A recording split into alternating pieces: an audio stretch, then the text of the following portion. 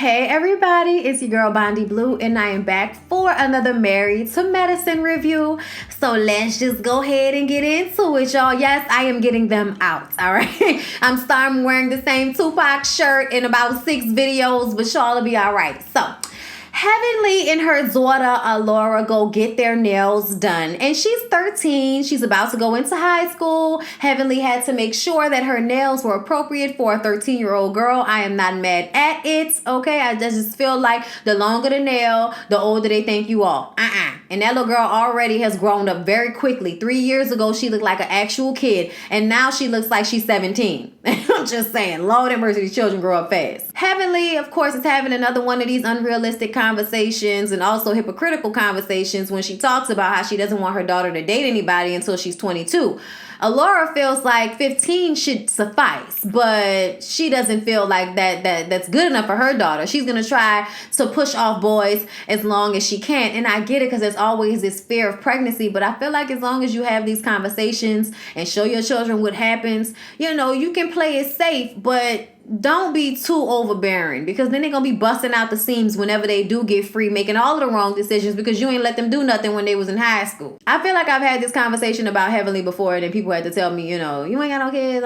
Look, I don't give a fuck. I remember being a kid, and I still feel like, you know, bitch was busting out the seams a little bit when I went to school, but I was also coming off of a major depression, so don't worry about me. My life was different. And then she said she won't come to lunch with the girl while she at school. This was just like a cute little scene, but I was just like, girl, please stop and leave this little girl alone. Dr. Scott, okay, at home in the kitchen cooking steak and veggies for the kids, and Contessa is on her way back from Memphis, I believe that's where she is. Nashville. Back from Nashville. Y'all know she's back in school. She's trying to become the next attorney general on y'all, okay? She stops at McDonald's to pick up some hotcakes and sausage, burgers, and fries.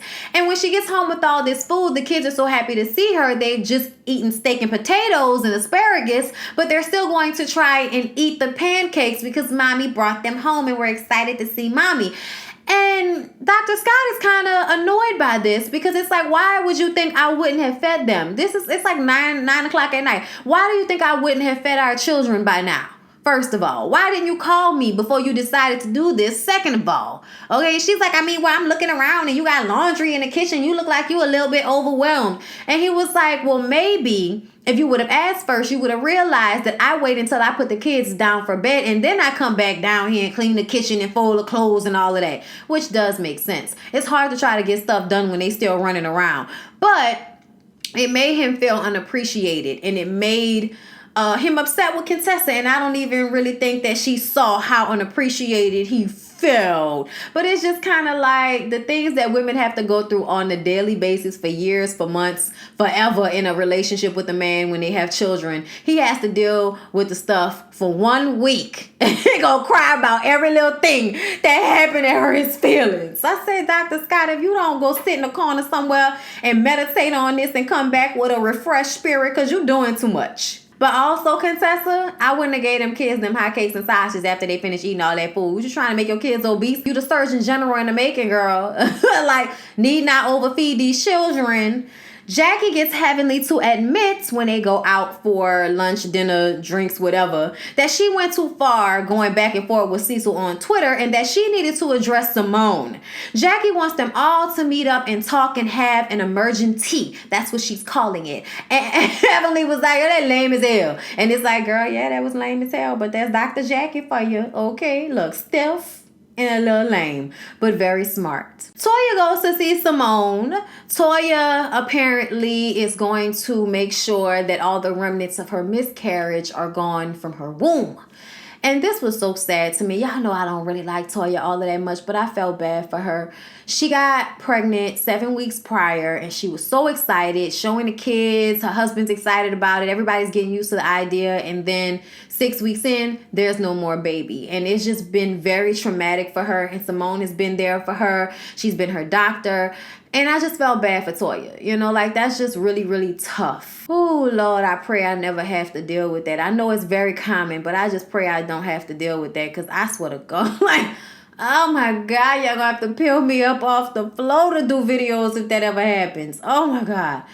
Who Jesus, pray, pray, pray. I'm getting emotional even thinking about it. So prayers to Toya. I don't know if she is trying to get pregnant again, but I hope that she does. Because a lot of the times, even if it doesn't make you feel better all the way, it still helps. Because then you have the need to want to recreate that which you have lost, which is the same thing that happened with Ashley and Michael on Real Housewives of Potomac. So Quiet, Heavenly, and Contessa meet up to talk. And Contessa felt like a maid when it came to Dr. Scott. And I'm like, yeah, I could see that.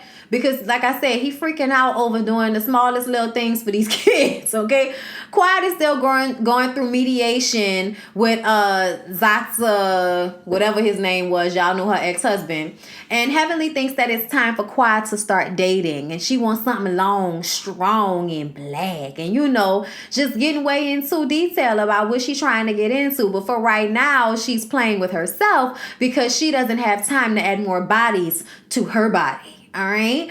Jackie has her emergency events and she gets emotional about the breakup with Simone, Jackie, and Heavenly because they were a clickage. And that ended up, not being the result of their years of friendship. So she's, feeling some type of way about it. She talks to the therapist that she has on site to help talk to these crazy women. And the party will commence. Everyone is dressed in their tea dresses and hats, and Heavenly and Mariah come in almost the exact same outfit, but in the exact same cobalt blue dress and hat. I was just like, oh my God, it's the second time they've dressed alike. And Mariah's like, I'm at to burn this too. Like, just like, oh my God.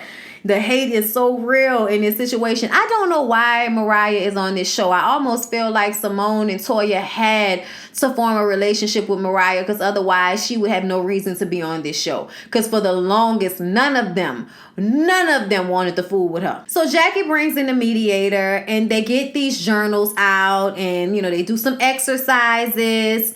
And Mariah says that it was disrespectful for a friend to talk about another friend's business without their consent. And I believe that she's talking about two situations. The first situation is talking about what happened with Heavenly and Simone. And the other situation is her feeling like Jackie put her on blast when she spoke about Quad's drug accusations from the last reunion, shout out to Alex, on that podcast that she and Dr. Heavenly did. The therapist asked Mariah, is there a way that you're ever going to get past this? Like, oh Lord, how long you been talking about this at this point? Lord, the editing. And Mariah says, if she can get some acknowledgement of the wrongdoing, then she can move past it. And Dr. Jackie just sits there as if this has nothing to do with her whatsoever. I was like, oh, it's not going to happen, honey, because Dr. Jackie's don't care. Simone brings up her boundaries being crossed. And Heavenly said, wait a minute. Okay, look. Don't speak on somebody else's problems until you have checked your own. And she said some weird version of a Bible verse. But Toya was like, girl, that was bullshit. That wasn't no Bible verse. And I'm like, either way, what she's saying is, don't be sitting up here mad at me, blowing up on me for the same stuff that you do. Okay, that was basically what she was saying in so many words. But I don't understand this argument with Simone and Heavenly because I feel like the story was already out there. Like, we all knew that Cecil didn't have a job and Simone was not happy about that. Simone was not happy about a lot of things in their marriage. She wasn't even living with him. So I don't understand why this was such a big deal for Heavenly to tweet this. Heavenly has been commenting on the show on YouTube and every other place. So I don't understand why it's such a big deal now. It makes me feel like Simone has nothing else to use for a storyline and she wants to deflect from her own family life, so why not use a fake beef with Heavenly as a reason to have camera time? Toya starts crying and she don't know if y'all her real friends, so she don't want to tell y'all about the miscarriage, but she just said she's been having a tough month. She wish she had some real friends amongst these ladies. Then Quad starts to go on and on and on about how she feels about the women expecting her to share so much of her relationship and her divorce with them, and how she doesn't feel like that's fair, and that if the girls want to be messy, they need to take that over there somewhere, okay? If you want to be messy, then you take that over there, away from me. But you don't take that to me. If you want to be messy, you be messy with your own life. And at this point, everybody is rolling eyes and ready to go to the bathroom and check out and just be done because Quad has just kept going on and on and on. But after she finishes she's doing all of that, she extends an invitation to Simone so that they can go sit down and talk about their issues, because the tea is over and basically nothing has been resolved. So we hoping that the conversation between Quad and Simone will resolve some of the issues, right? They go to have dinner. And I don't know what time Quad was supposed to get there, but she was late. And Simone was sitting there like some typical Quad shit. Okay. And when she finally gets there, they don't even bring it up. We're not even going to talk about it. What's up, girl? Okay, so what's the problem? My problem. You know how Quad get all velvety in the throat and shit when she starts to explain her problem. But she says that she's been confused about what happened between them and how Simone talked to her last year at the crab ball. And she kept saying ball, but it sounded like she was saying bowl. I said, bitch, what's a crab ball? But anyway, Simone was like, girl, are you serious? We talked about this last year. I'm not about to talk about nothing that happened last year. So she's all upset and she gets up to storm out, and Quad is like, because that's what you do. You walk away when you know you're wrong because you have nothing to back up what you're saying. Okay? Quad felt validated when Simone got up and walked away. So nothing was actually resolved in this situation. I'm sure that I probably kept some things, that I missed some things, y'all. I hope I didn't, because for the most part, wasn't really much to talk about in this episode, right? Is it just me? Let me know. Did I miss anything? Comment down below. Let me know what I missed. If it's valid enough, we'll discuss it in the next show.